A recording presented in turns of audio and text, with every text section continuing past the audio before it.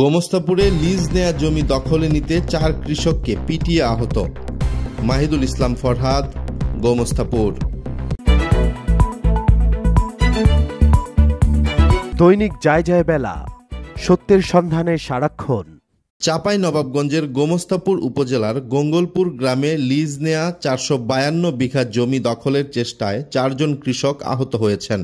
বৃহস্পতিবার দুপুরে নয়াদিয়ারি গ্রামের ধান দেখতে আসা কৃষক ধুলু মিয়া পিতা মৃত আব্দুল হামিদ মণ্ডল, মোস্তাকিম পিতা মোহাম্মদ উলাউদ্দিন, কুরবান আলী পিতা মৃত শামসুল হক, রাজু আহমেদ পিতা মোহাম্মদ ধুলু মিয়াকে কুপিয়ে জখম করেন মামুন ও তার সন্ত্রাসী বাহিনীরা। পরে স্থানীয়রা উদ্ধার করে গোমস্তাপুর উপজেলা স্বাস্থ্য কমপ্লেক্সে নিয়ে গেলে কর্তব্যরত চিকিৎসক 2 জনের অবস্থা আশঙ্কাজনক হওয়ায় তাদেরকে রাজশাহী মেডিকেল কলেজ হাসপাতালে রেফার করেন। বৃহস্পতিবার সরেজমিনে গিয়ে জানা যায়, গত 15 বছর আগে মোহান্তা এস্টেটের মালিক শ্রী ক্ষিতীশ চন্দ্র আচারীর কাছ থেকে লিজ নেয় গোমস্তাপুর উপজেলার নয়াদিয়ারি গ্রামের মোহাম্মদ উলাউদ্দিন নামে একজন। লিজ নিয়ে ভোগ দখল করে আসছেন তিনি সহ আরও 150 জন কৃষক। ভোগ দখলে থাকাকালীন সময়ে শিবগঞ্জের মামুন বেলডাঙ্গা এলাকার কিছু সন্ত্রাসী বাহিনী দিয়ে জোরপূর্বক গঙ্গলপুর গ্রামের 452 বিঘা জমি দখলের চেষ্টা করেন। এ সময় কৃষকরা তাদের বাধা দিলে মামুন সহ তার সন্ত্রাসী বাহিনীরা তাদের মেরে গুরুতর জখম করেন।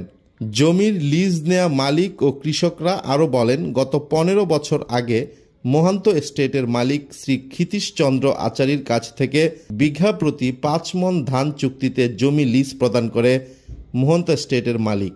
আমরা লিজ নিয়ে ভোগ দখল করে আসছি, কিন্তু হঠাৎ করেই গত 1 মাস আগে মামুন ও বেলডাঙ্গা এলাকার কিছু সন্ত্রাসী এসে বলে এই জমি আমাদের। আমরা মোহান্ত এস্টেটের মালিক শ্রী ক্ষিতীশ চন্দ্র আচারীর কাছ থেকে লিজ নিয়েছি, আপনারা এই জমি থেকে চলে যান, তা না হলে আপনাদের মেরে পঙ্গু করে দেওয়া হবে। আমরা তাদের হুমকিতে ভয় না পেয়ে মাঠে ধান চাষাবাদ শুরু করি। এ নিয়ে গত 15 দিন আগে ধান দেখতে আসা 8-9 জন কৃষককে কুপিয়ে জখম করেছে মামুনের সন্ত্রাসী বাহিনী। এ ঘটনায় গোমস্তাপুর থানায় মামলা এবং সেনাবাহিনীকে লিখিত অভিযোগ করলেও কাঙ্ক্ষিত ফলাফল পাওয়া যায়নি। কৃষকরা আরও বলেন, আজ 4 জনকে মেরে পঙ্গু করে দিয়েছে। যদি এরকম চলতে থাকে তাহলে আমাদের চাষাবাদ করা ফসল ঘরে তুলতে পারবো না। ঘটনার বিষয়ে গোমস্তাপুর থানার অফিসার ইনচার্জ শহীদুল ইসলাম বলেন, ঘটনার বিষয়ে শুনেছি, এখনো লিখিত অভিযোগ পাইনি। লিখিত অভিযোগ পেলে আইনগত ব্যবস্থা নেওয়া হবে। জমি আমরা ফুরান করি।